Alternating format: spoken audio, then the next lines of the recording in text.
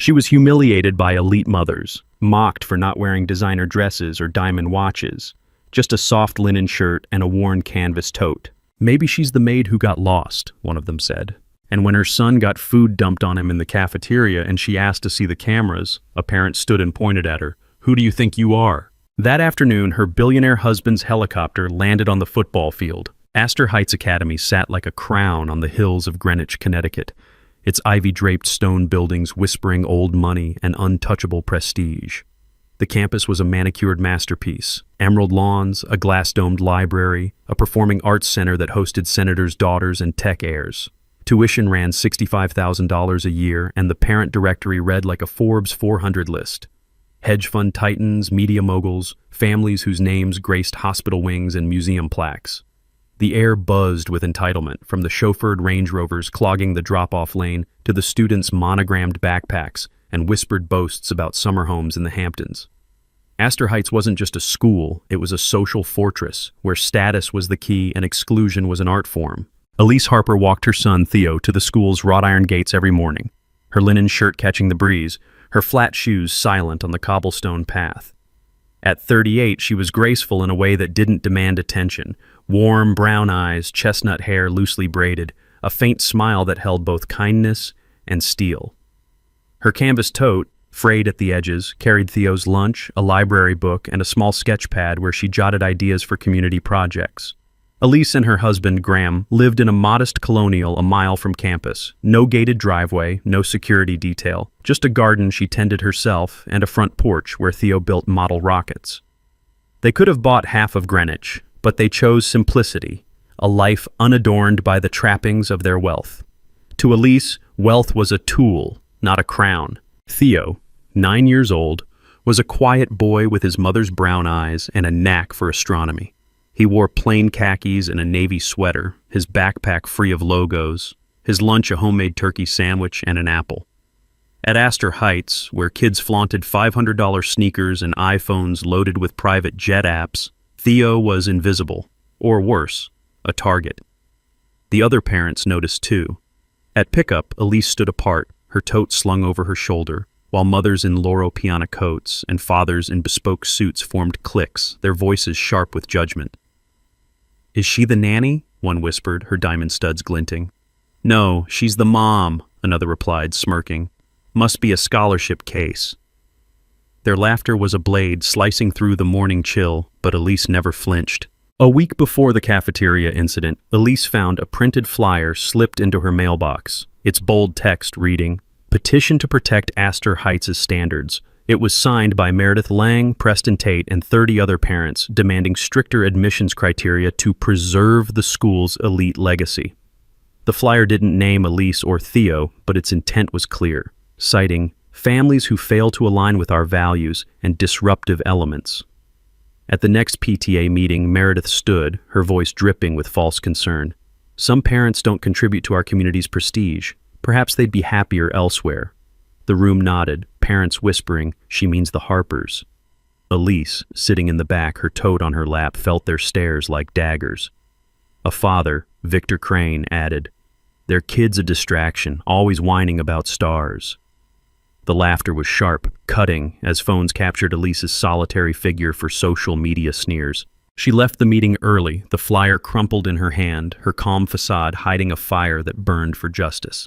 The petition gained 200 signatures online, each one a public slap. She'd wave at Theo, her smile steady, and walk home alone. The mockery grew bolder. At the fall fundraiser, a black tie gala in the school's atrium, Elise arrived in a simple cream dress, no jewelry, her tote swapped for a clutch she'd owned since college. The other mothers, draped in Valentino and dripping in Cartier, circled her like sharks. "Oh, Elise, how quaint," said Meredith Lang, a venture capitalist's wife, her red lipstick curling. "Did you make that dress yourself?" The group laughed, their champagne flutes clinking. A father, Preston Tate, leaned in, his Rolex flashing. "Bet they're here for the free hors d'oeuvres," he said, loud enough for nearby donors to chuckle. Elise sipped her water, her eyes calm, and said softly, "I'm here for Theo's school." Meredith's smile tightened. "Of course, dear. So charitable of you." The word landed like a slap, but Elise only nodded, her grace unshaken. During the fall fundraiser's silent auction, Elise stood by a display of Theo's astronomy project, a hand-drawn star chart pinned to a modest board. The other mothers, led by Meredith Lang, gathered nearby, their diamond necklaces glinting under the chandeliers. "Look at this," Meredith said loudly, pointing at the chart. "Did her kid use crayons from the dollar store?" The group laughed, their voices carrying across the atrium, drawing stares from donors. A mother, Sylvia Crane, added, "I bet they can't even afford a telescope. Poor thing must stare at the sky for free." Phones came out, snapping photos of the chart, captions like "Her charity art" spreading online. Elise overheard, her fingers tightening on her clutch, but she knelt to adjust Theo's display, her face composed. A father, Preston Tate, tossed a dollar bill onto the board, smirking, "For your next masterpiece." The crowd's laughter was a living thing, wrapping around Elise, yet she stood, her brown eyes steady, her dignity a shield against their cruelty. The video of the incident hit 5,000 views by midnight, each comment a fresh wound. Theo faced worse. In the cafeteria where students sat at polished oak tables under skylights, a group of boys led by Carter Lang, Meredith's son, a wiry kid with a cruel streak, targeted him daily. "Hey, linen boy," Carter sneered, tossing a grape at Theo's tray. "Your mom pack you dirt for lunch again?" The table erupted, kids snapping photos, their laughter echoing off the marble walls. Theo kept his head down, eating his sandwich, but the taunts burrowed deep. In Theo's science class, a group project on constellations required students to pair up. Carter Lang, the teacher's favorite, stood at the front, picking teams like a king. "Not Theo," he said, smirking. "His mom probably thinks stars are just sparkles." The class laughed, their eyes darting to Theo, who sat alone at his desk, his notebook open to a detailed sketch of Orion. Ms. Kendall, the teacher, chuckled softly, saying, "Let's move on, Carter," but did nothing to stop him. One by one, students were chosen, their designer backpacks slung over chairs, while Theo remained unpaired. A girl, Lila Tate, whispered loudly, "Nobody wants to work with Linen Boy. He'll drag us down." The snickers spread, phones discreetly filming Theo's solitude. The video later posted to a private group chat labeled Aster Rejects. Theo's hands shook as he closed his notebook, his brown eyes fixed on the floor, but he didn't speak. The rejection wasn't just social. It was a deliberate erasure, sanctioned by silence from those meant to protect him. Elise learned of it from a sympathetic janitor, her heart breaking, but her resolve hardening. One day, Carter upped the ante. As Theo walked to the trash, Carter and his crew cornered him, dumping a tray of mashed potatoes and gravy over his head. The cafeteria froze, then exploded in laughter. Phones out, videos rolling. "Charity case got a new look," Carter shouted, high-fiving his friends. Theo stood there, gravy dripping down his sweater, his brown eyes burning but dry. A teacher, Ms. Kendall, saw it all but turned away, pretending to check her clipboard. During a parent-teacher conference, Elise sat across from Ms. Kendall, Theo's science teacher, hoping to discuss his progress. The room was lined with student projects, but Theo's star chart was conspicuously absent. Ms. Kendall leaned forward, her smile thin, and said, "Theo's unique, but he doesn't quite fit in with our high achievers." Elise's brow furrowed, but she stayed calm, asking, "Could you explain?" Ms. Kendall sighed, glancing at her notes. "His focus on astronomy is quaint, but it distracts from group dynamics. Perhaps a less competitive school would suit him." The words were a coded jab, echoing the parents' disdain. Elise noticed a group chat open on Ms. Kendall's laptop, a message from Meredith Lang visible. "Keep the Harper kid in check. He's embarrassing us." The teacher didn't bother to hide it, her smirk mirroring the parents' cruelty. Elise's hands clenched under the table, her brown eyes burning, but she thanked Ms. Kendall and left, her tote heavy with the weight of betrayal. Later, she learned Ms. Kendall had shared Theo's grades in that chat, mocking his star obsession. The violation was personal, a teacher's duty twisted into a weapon. Elise learned about it when Theo came home, his sweater stained, his voice quiet. After the cafeteria incident, a private Instagram account, Aster Elite Only, posted a montage of Theo's humiliation, gravy dripping down his sweater, Carter's sneer, the crowd's laughter, set to a mocking soundtrack. The caption read, "Linen Boy learns his place, hat keep Aster pure." The account, traced to Lila Tate, Preston's daughter, had 200 followers, including parents, students, and even Ms. Kendall. Comments piled up. "Charity case got what he deserved." "His mom's a joke, look at that tote." The video spread to TikTok, hitting 50,000 views in hours, each share a fresh wound for Theo, who saw it on a classmate's phone. Elise discovered it when a neighbor sent her the link, her heart sinking as she watched her son's pain go viral. At pickup, parents smirked, whispering, "Seen the video? Classic." Meredith Lang posted a cryptic story. "Some people don't belong, nature sorts it out." Elise stood by the gate, her linen shirt catching the breeze, her eyes fixed on Theo's slumped shoulders as he walked toward her. The digital crucifixion was relentless, a public execution of their dignity, yet Elise's calm masked a storm brewing within. "It was an accident," he said, but his trembling hands told the truth. She knelt, brushing his hair, her heart twisting. "Tell me what happened, buddy," she said softly. Theo hesitated, then spilled it all. Carter, the potatoes, the laughter, the teacher who did nothing. Elise's jaw tightened, but her voice stayed gentle. "You didn't do anything wrong," she told him, hugging him close. "I'm going to fix this." The next morning she walked to the principal's office, her tote over her shoulder, and asked to see the cafeteria security footage. The principal, Dr. Evelyn Warwick, a polished woman with a penchant for pleasing donors, leaned back in her leather chair. "Mrs. Harper, these things happen," she said, her smile patronizing. "Boys will be boys." Elise's eyes didn't waver. "I'd like to see the footage, please," she repeated, her tone firm but calm. Dr. Warwick's smile faltered, but before she could respond, Meredith Lang burst into the office, her heels clicking, her face flushed with indignation.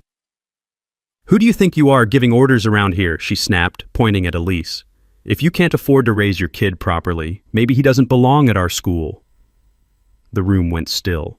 Other parents, lingering in the hallway, peeked in, their whispers rising. "She's got nerve," one said. "Demanding footage like she owns the place," another scoffed. Laughter rippled through the group, sharp and cruel. Dr. Warwick cleared her throat, her eyes darting nervously. "Mrs. Harper, let's not escalate this," she said, her voice dripping with false concern. Elise stood, her linen shirt catching the light, her canvas tote at her side. She looked at Meredith, then at Dr. Warwick, then at the parents smirking in the doorway. Her voice was steady, each word deliberate. "You've just taught my son the most painful lesson of his life," she said. "Thank you, but I'll make sure he learns a better one. My way." The room fell silent, Meredith's smirk fading, the parents' laughter dying in their throats. Elise turned, her flat silent on the hardwood, and walked out, her head high. Behind her, the whispers started again, but they were different now, uneasy, uncertain. That afternoon, the school was alive with its usual rhythm, students streaming to lacrosse practice, teachers grading in glass-walled offices, parents networking over espresso in the alumni lounge.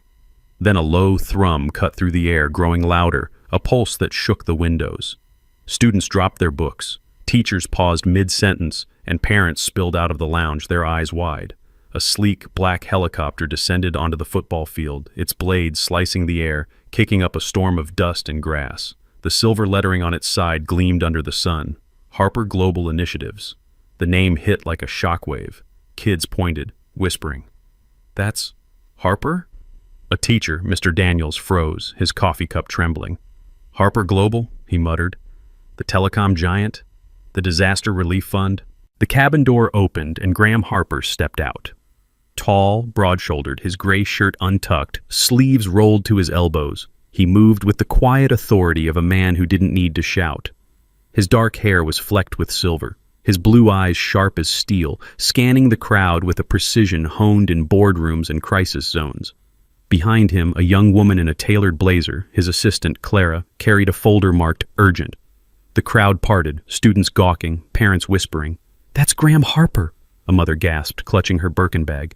"The billionaire? The one who rebuilt Haiti's comms grid after the quake?" Another parent, a tech CEO named Victor Crane, paled. "He's one of our biggest donors." Graham didn't acknowledge the crowd. He walked straight to the oak tree where Elise sat with Theo, her hands gently wiping his with a napkin. She looked up, her brown eyes calm, her smile faint but warm. Graham knelt, his hand brushing Theo's hair.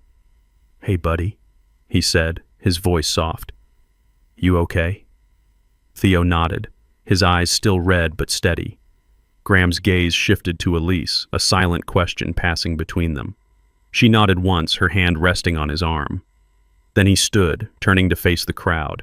Dr. Warwick, Meredith, Carter, the teachers, the parents, the boys who'd laughed in the cafeteria. His voice was low, too low, the kind of quiet that made your skin prickle. "I heard someone told my wife she didn't belong here," he said, his eyes locking on Meredith, who shrank back, her heels unsteady. "That our son shouldn't sit next to your children." The crowd was silent, the helicopter's blades slowing to a soft hum. Dr. Warwick stepped forward, her hands clasped, her voice trembling. "Mr. Harper, this is all a big misunderstanding." Graham raised a hand, cutting her off. "This isn't a misunderstanding," he said, his tone like iron. "It's a moral failure. You've taught your children that status is measured by car brands and platinum cards." His gaze swept the crowd, pinning teachers, parents, students. "You've built a school where cruelty is a currency, and my son paid the price." Carter Lang, standing with his friends, looked down, his sneakers scuffing the grass. The other boys shifted, their bravado gone. Elise stood, her linen shirt catching the breeze, her tote at her feet. She opened the folder Clara had handed her, her voice rising, clear and unshakable, carrying across the field. "My name is Elise Harper," she said, her eyes meeting every face in the crowd. "I'm the co-founder of the Silent Schools Project, a private fund that has donated over $18 million to this institution over the past 6 years. Gasps rippled through the crowd, teachers exchanging stunned glances, parents clutching their phones, Meredith's face drained of color, her red lipstick stark against her pallor. Dr. Warwick's hands shook, her clipboard slipping. "We chose to remain anonymous," Elise continued, her voice steady, "to observe how this school treats people when they're not shining with status. And now, I have my answer." She paused, letting the weight of her words settle. "You mocked my son for his clothes, his lunch, his mother. You let him be humiliated, and when I asked for justice, you laughed." Her eyes locked on Meredith, then Dr. Warwick, then the boys. "You failed him. You failed every child here." Graham stepped beside her, his hand brushing hers. "Effective immediately," he said, his voice cutting through the silence. "Harper Global Initiatives is pulling all funding from Astor Heights Academy. Every dollar, every grant, every scholarship, gone." The crowd erupted in murmurs, parents paling, teachers whispering. "We're also withdrawing Theo," he added. "He deserves better than this." Elise nodded, her voice softer now, but no less firm. "We're building a new school," she said, "one where every child is respected, no matter what their parents wear, drive, or earn. You're welcome to apply, though I suspect some of you won't meet our standards." The fallout was swift. Astor Heights' reputation crumbled overnight. The Greenwich Times ran a front-page story, "Billionaire donors pull funding after bullying scandal at elite academy." Social media exploded, had Astor shame trending globally, with parents and alumni sharing their own stories of exclusion and cruelty. Wealthy families began withdrawing their children, fearing the stain of association. By week's end, enrollment dropped 20%, and the board launched an internal investigation, suspending Dr. Warwick and Ms. Kendall pending review. Meredith Lang's social calendar emptied. Her charity galas were canceled, her name toxic. Carter and his friends faced expulsion hearings, their parents' influence no match for the public's outrage. The boys who dumped food on Theo were named in the security footage which leaked online, racking up millions of views. Carter's sneering face became a meme, captioned, "Bully of the Elite." Parents who'd laughed at Elise, Preston Tate, Victor Crane, saw their businesses take hits, their stock prices dipping as investors distanced themselves from the scandal. Astor Heights' endowment, once a $200 million fortress, bled funds, its prestige reduced to a cautionary tale. The school's Instagram, once a showcase of gleaming facilities, was flooded with comments. "Shame on you! Justice for Theo!" The leaked cafeteria footage didn't just go viral. It sparked a firestorm that consumed Astor Heights' elite. A whistleblower, a young IT staffer disgusted by the school's inaction, sent the video to a major news outlet, which aired it alongside interviews with former students, exposing years of unchecked bullying. The broadcast named Meredith Lang, Preston Tate and Ms. Kendall, their faces plastered across CNN as architects of a toxic culture. Meredith's venture capital firm dropped her from its board, her socialite status erased. Preston's real estate empire lost $30 million in contracts, his Rolex a hollow symbol. Ms. Kendall was fired, her teaching license revoked after parents filed a class-action lawsuit against the school citing negligence. The lawsuit, backed by Harper Global's legal team, forced Astor Heights to pay $5 million in damages to affected families, its endowment gutted. Social media turned on the bullies. Carter's meme now captioned, "Elite loser," his college prospects dimmed. The world cheered as the Harper's justice, quiet, precise, and devastating, left their tormentors scrambling in the ruins of their own making. Elise watched the news from her garden, her tote on the bench, her heart steady with the certainty that truth had prevailed. Elise and Graham didn't gloat. They moved forward. Within months, they broke ground on the Harper Academy, a modern campus in nearby Stamford, designed with open classrooms, free tuition for half its students, and a code of conduct that prioritized kindness over clout. Elise oversaw every detail, from the solar panels to the inclusive lunch program, her sketchpad filled with ideas for community outreach. Graham funded the project, but it was Elise's vision, a school where no child would be mocked for a canvas tote or a homemade lunch.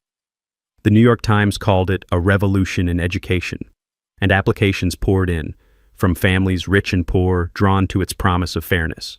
Theo thrived. At Harper Academy's opening, he gave a shy speech about constellations, his voice steady, his brown eyes bright. Classmates cheered, not out of fear or status, but because Theo was one of them, a kid who loved stars, who'd faced cruelty and come out stronger. He became a quiet leader, not for his last name, but for his heart.